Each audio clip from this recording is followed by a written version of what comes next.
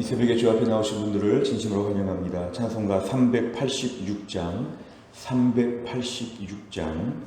1절과 마지막 절 2절만 찬양드리겠습니다.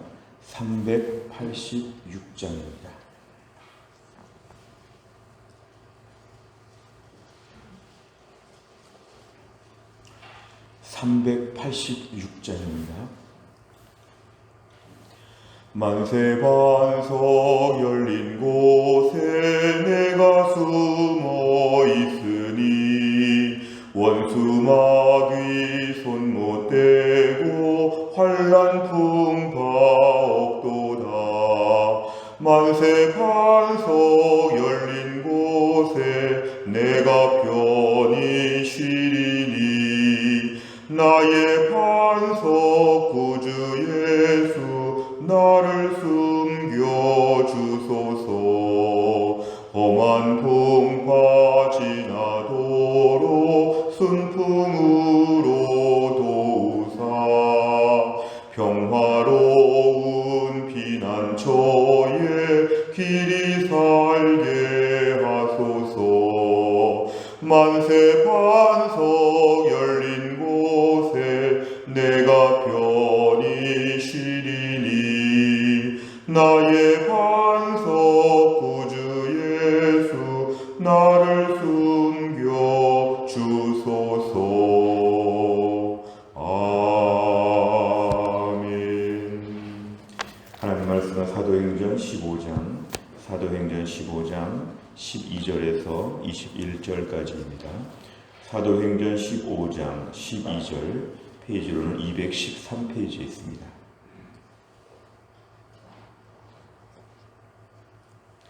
사도행전 15장 12절에서 21절까지의 말씀을 저와 한 절씩 교독하시겠습니다. 12절 제가 읽습니다. 온 무리가 가만히 있어 바나바와 바울이 하나님께서 자기들로 말미암아 이방인 중에서 행하신 표적과 기사에 관하여 말하는 것을 듣더니 말을 마침에 야고보가 대답하여 이르되 형제들아 내 말을 들으라. 하나님이 처음으로 이방인 중에서 자기 이름을 위할 백성을 취하시려고 그들을 돌보신 것을 시므온이 말하였으니 선지자들의 말씀이 이와 일치하도다 기록된 바. 이후에 내가 돌아와서 다윗의 무너진 장막을 다시 지으며 또 그 허물어진 것을 다시 지어 일으키리니 이는 그 남은 사람들과 내 이름으로 일컬음을 받는 모든 이방인들로 주를 찾게 하려 함이라 하셨으니 즉 예로부터 이것을 알게 하시는 주의 말씀이라 함과 같으니라. 그러므로 내 의견에는 이방인 중에서 하나님께로 돌아오는 자들을 괴롭게 하지 말고 다만 우상의 더러운 것과 음행과 목매어 죽인 것과 피를 멀리하라고 편지하는 것이 옳으니 이는 예로부터 각 성에서 모세를 전하는 자가 있어 안식일마다 회당에서 그 글을 읽음이라 하더라. 아멘. 오늘 본문의 말씀은 사도행전 15장 전체의 흐름에 있어서 최초의 종교회의라고 알려진 교회회의라고 알려진 예루살렘 회의 그 내용의 중반부 이하의 말씀을 우리에게 소개하고 있습니다. 어제 말씀에서는 이방인들에게 할례를 반드시 베풀어야 되고 율법도 지켜야 된다고 하는 이런 바리새적인 전통 유대인 같은 그런 것들이 이제 강조가 되고 강요가 될 때에 이제 바나바와 바울은 안디옥 교회에서 그 문제를 가지고 예루살렘 교회의 자문을 구하게 되어서 예루살렘 교회에서 사도들과 장로들이 모여 많은 의견 나눔이 있었고 변론이 있었습니다. 그런데 사실은 이렇게 의견이 많이 나눠질 때 베드로가 일어나서 일단 좀 진정을 시키고 조금 더 이 문제를 하나님 앞에서 깊이 생각해 볼 수 있도록 어제 11절까지 베드로의 발언이 있었습니다. 그러자 오늘 본문의 12절에 보니까 온 무리 예루살렘 교회의 그 회의 자리에 모였던 많은 사람들이 가만히 있다. 이것은 잠잠해졌다는 것입니다. 서로 의견이 다투고 서로 좀 흥분하고 마음이 안 맞아 좀 불편하고 이랬던 사람들이 베드로의 이야기를 듣고 12절에 가만히 있게 되었다는 것은 잠잠해졌다. 이제 조금 더 차분하게 이 일을 하나님 앞에서 생각해 보게 되었습니다. 그래서 이제 바나바와 바울이 어떤 일들이 있었는지에 대한 것을 다 들었다고 했습니다. 이렇게 되었구나. 자초지종을 그전에는 듣지도 못하는 가운데 의견 다툼이 많았다면 차분하게 이제 바나바와 바울의 모든 일들에 대한 이야기를 다 듣게 되었습니다. 13절에 이제 바나바 바울의 모든 이야기가 끝난 다음에 야고보가 대답하여 이르되, 예수님의 제자 베드로도 한마디 하고 야고보도 이제 한마디 합니다. 오늘 14절 이하를 보니까 하나님께서는 이방인들 가운데서 자기 이름을 위할 백성을 취하시려고 그들을 돌보셨다. 사실 하나님께서 고넬료를 비롯하여서 이방인들 구원에 대한 일들을 이미 보이셨습니다. 시므온이 말했다는 것은 베드로가 말했다는 것입니다. 우리 베드로가 말한 것을 들으면 이방인들 가운데도 하나님 뭔가 지금 구원의 길을 열어주시는 일들을 우리가 충분히 알 수 있었다. 근데 베드로의 말뿐만 아니라 15절에 보니까 선지자들도 일찍이 이런 부분들을 예언했다는 것입니다. 16절에 보니까 다윗의 무너진 장막이 다시 일으켜 세워질 때에 17절에 보면은 그 남은 자들도 있는데 사실은 내 이름으로 일컬음받는 이방인들에 대한 언급이 이미 아모스서에 있다는 것입니다. 구약의 아모스에 보면 이방인들에 대한 하나님의 구원과 함께 교회가 세워질 것에 대하여 이미 선지서에 언급이 있다. 선지서는 모두가 다 인정하는 것이니까 우리가 이 말씀 앞에서 부인할 수 없다. 사실은 누가 더 나이가 많으냐, 누가 더 예수님과 친했느냐, 별의별 많은 그런 기준점들에 대한 의견들이 있을 수 있지만 오늘 지금 야고보에 얘기한 것은 하나님 말씀의 기준에 의하면 17절에 내 이름으로 일컬음받는 이방인들이 주를 찾는다고 하지 않았느냐. 그렇기 때문에 오늘 이방인들이 예수 믿고 구원받는 길에 있어서는 별도의 조항을 가지고 괴롭히면 안 된다. 19절에 보니까 내 의견에 이방인들 앞에서 여러 가지로 많은 걸 괴롭게 하지 말라. 이렇게 괴롭게 하지 말라는 것은 베드로가 어제 말한 것처럼 10절에서 우리도 능히 매지 못하는 멍에를 지금 메우려고 하는 것들, 이거 하지 말자는 것이죠. 율법이라는 족쇄를 채우게 되면 신앙생활 참 힘들다. 예수님의 십자가가 그만큼 약화되는 것이다. 우리가 이방인들을 괴롭게 하지 말자. 오직 십자가의 은혜로 구원받는 것만을 우리가 동일하게 이들에게 가르쳐야 된다.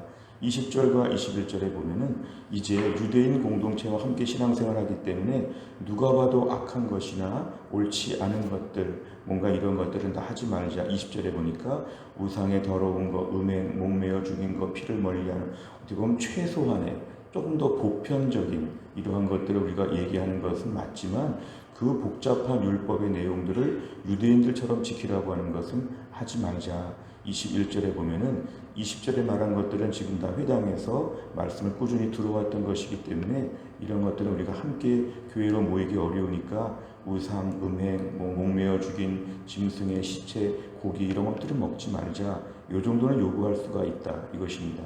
핵심은 이것입니다. 19절. 이방인 중에서 하나님께로 돌아오는 자들을 괴롭게 하지 말고 십자가의 은혜로 구원받는 것만을 강조하자. 이게 오늘 본문의 내용입니다. 내용 관찰을 보시면 첫째, 야고보가 베드로의 증거를 확증하기 위해 인용한 선지자의 말에 담긴 핵심은 무엇입니까? 15절과 17절에 하나님 말씀에 근거하면 특별히 하나님 다윗의 무너진 장막들이 회복될 때에, 나중에 이스라엘이 회복될 때에 무엇보다 그 남은 사람들도 있지만, 이스라엘 사람들이 얘기하는 것인데요, 남은 사람들도 있지만 내 이름으로 일컬음받는 모든 이방인들도 주를 찾게 하려 하셨다.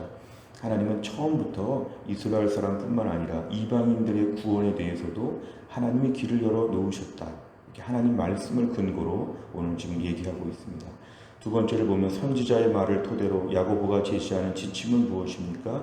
19절과 20절에 보면은 이제 우상의 더러운 것, 우상의 재물을 먹는 것, 음행, 음란한 행동 같은 것, 목매어 죽인 것, 짐승을 목졸라 죽여서 먹는 이런 것들은 하지 말자. 그리고 짐승의 피를 먹는 것, 이런 건 하지 말자. 요 최소한의 네 가지에 대한 것만은 이거는 내가 꼭 지키자. 이런 것만은 지금 하지 말고 그 외에는 다른 율법으로 다른 짐을 지을 수 없다. 이게 야고보의 절충안이었습니다. 세 번째, 야고보는 왜 이방인에게 우상의 더러운 것, 음행과 목매어 죽인 것, 피를 멀리하라는 율법을 요구합니까? 오늘 이것은 사실은 당시 유대인 공동체가 신앙생활을 같이 하기 때문에 전통적인 유대인들의 입장에서 볼 때 너무 상종할 수 없을 정도의 불편한 일들, 사실은 이것은 좀 혐오스러운 일들이기 때문에 장차 교회가 하나가 되기 위해서는 이 정도의 보편적 기준에 대해서는 모두가 공통성을 갖자는 것입니다. 십자가의 은혜가 매우 분명하고 그 다음에 교회가 하나가 되기 위해 장애가 되는 모든 것들, 더군다나 보편적으로 볼 때는 충분히 안 할 수 있는 일들, 이런 것들 좀 납득이 되는 일들에 대해서는 함께 좀 이들을 금하여서 장기적으로 교회 하나됨에 대한 지침까지도 다 얘기하는 것입니다.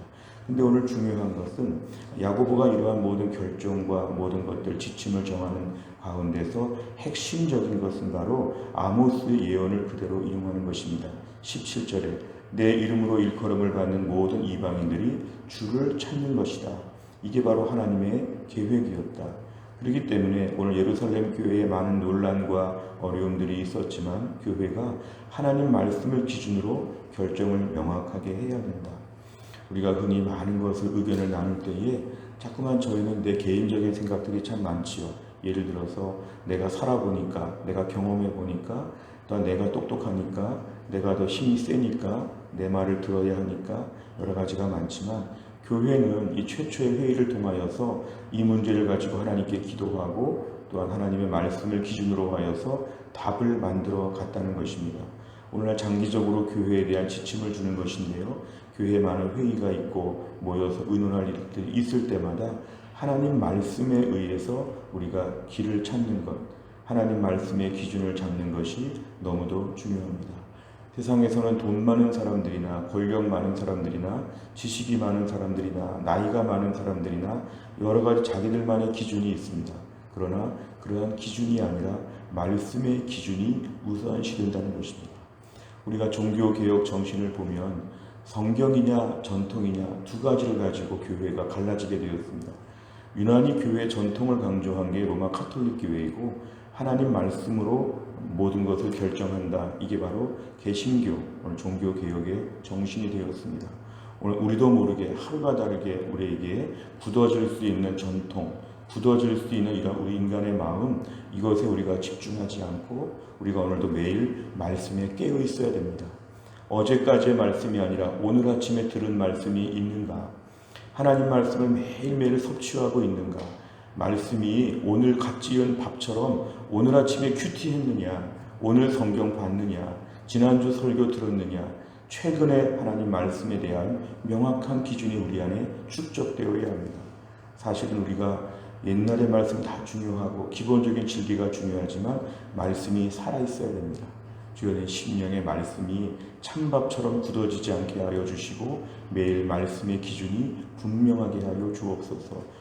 오늘 베드로나 야고보의 발언들이 이 회의에서 큰 힘을 가질 수 있었던 것은 하나님 말씀이 머릿속에 다 있다는 것이죠. 하나님 말씀, 최근에 하나님 주신 말씀에 의하면 이러한 식의 기준점이 있는 것이죠. 최근에 하나님 주신 말씀들을 정리하면 오늘 이것은 이렇게 해야 될 것 같습니다. 이런 확신들을 주신다는 것입니다. 내 마음에 내주하시는 성령께서는 말씀으로 임하십니다. 말씀으로 우리 가운데 역사하여 주십니다. 성경을 들을 때, 설교를 들을 때 깨닫게 하시고 그 말씀의 기준이 선명하게 우리를 만들어 주십니다. 그래서 우리에게는 네 번째 문제, 야고보가 말씀을 기준으로 문제를 해결하는 모습을 보며 우리가 무엇을 느껴야 하냐면 내 인생 기준이 말씀이 되게 하여 주옵소서. 무슨 문제가 생길 때마다 최근 읽은 성경 말씀에 뭐라고 말씀하시나? 최근 한두 주 설교 말씀에서 뭐라고 말씀하시나? 최근 큐티한 말씀에서 어떤 말씀을 주시나? 이런 말씀들을 가지고 현안을 풀어보는 것, 지금의 문제를 풀어보는 훈련이 우리에게는 너무도 중요합니다. 즉문즉답을 하지 아니하고 말씀을 대입하여서 풀어보는, 마치 수학 문제를 풀듯이 말씀을 기준으로 지금의 삶을 풀어보는 훈련들, 이것이 우리에게 매우 중요하고 서로가 이것을 존중하여서 대화할 수 있어야 됩니다. 최근 들은 말씀들과 이 상황이 어떤 관계가 있습니까? 최근에 성경 어디를 보셨습니까? 이런 이야기를 통해서 우리가 문제를 푸는 훈련들이 하나님의 교회에는 반드시 필요하다는 것입니다. 일반 회사와 다르게 하나님의 교회는 말씀을 기준으로 문제를 풀어야 된다. 이것이 중요합니다. 마지막 5번째, 내가 중요시하는 기준 중 지체들과의 하나됨을 방해하는 것이 있다면 무엇입니까? 말씀의 기준 앞에서 내 기준과 원칙을 버리기 위해 결단해야 할 것은 무엇입니까? 나의 그동안의 기준들을 한번 돌아보고 내 삶의 원칙, 이 코로나 시대에 뉴노멀이라고 하는 새로운 질서와 원칙들이 만들어질 때 말씀의 원칙이 분명해지게 하여 주옵소서. 가정의 문제를 결정할 때, 또 우리가 모든 주변의 직장의 문제, 또 교회에서의 많은 일들을 놓고 하나님 말씀에 의해서 우리가 반응할 수 있고 토의할 수 있는 이러한 수준이 되는 것이 우리 기도 제목입니다. 오늘도 말씀의 기준 앞에서 순종하게 하여 주옵소서. 이런 은혜를 다 누릴 수 있기를 주의 이름으로 축원합니다. 기도하겠습니다. 하나님 아버지 감사합니다. 오늘도 이 새벽에 하나님이 저희를 깨워주시고 하나님께 나와 기도할 수 있도록 은혜를 주신 것 감사합니다. 오늘 본문의 말씀을 통하여 교회 안에 참 어려운 문제, 많은 논란과 많은 토론이 있었던 문제에 있어서 그 결론이 하나님 말씀을 근거로 기준으로 정리가 되는 것을 보았습니다.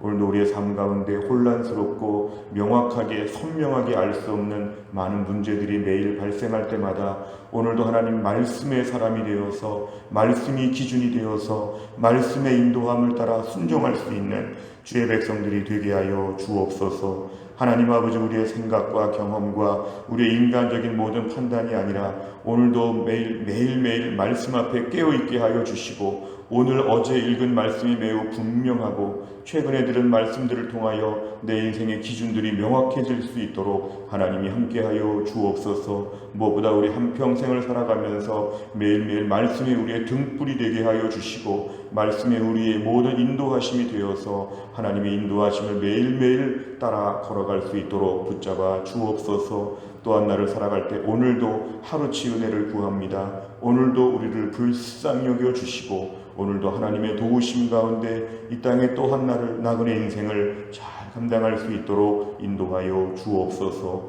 감사드리며 예수님의 이름으로 기도하옵나이다. 아멘. 오늘 저희가 기도하는 100대 기도 제목은 금요일에 다락방 예배와 전도회와 새가족을 위하여 기도합니다. 71번부터 84번까지 오늘 꼭 기도해 주시기를 바랍니다. 주기도문 하겠습니다. 하늘에 계신 우리 아버지여, 이름이 거룩히 여김을 받으시오며 나라 임하옵시며 뜻이 하늘에서 이룬 것 같이 땅에서도 이루어지이다. 오늘날 우리에게 일용할 양식을 주옵시고 우리가 우리에게 죄 지은 자를 사하여 준 것 같이 우리 죄를 사하여 주옵시고 우리를 시험에 들게 하지 마옵시고 다만 악에서 구하옵소서. 대개 나라와 권세와 영광이 아버지께 영원히 있사옵나이다. 아멘.